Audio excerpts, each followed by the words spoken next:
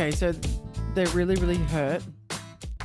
Yeah, How long does it take them to come up for air after, yeah. like, the initial shock and trauma of the situation?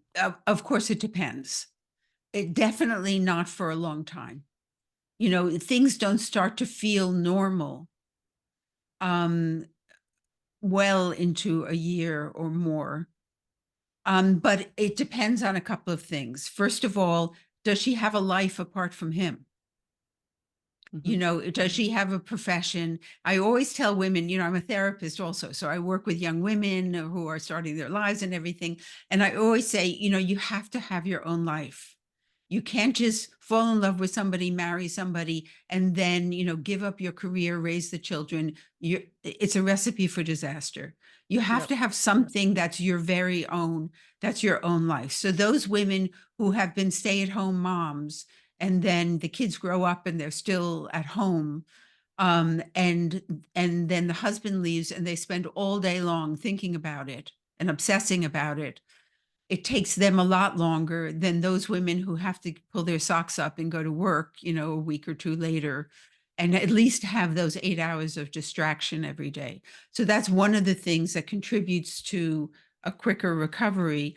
And then the other thing is that those women who have a support network, who have their mom and their sisters and their friends and people around them who are going to come over and sit with them and listen to them, and those women who are more isolated and who their whole world revolved around him, they have a harder time recovering.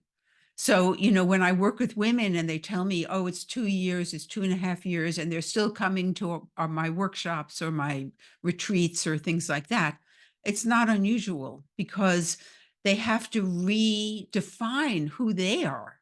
Right. It's not only their expectations for the future in their life, but who am I as an individual now when it's always been, Susan and Tom, Tom and Susan.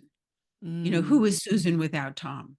right. And so that very often it's a real struggle to be able to redefine yourself when you've been with somebody since you were 19.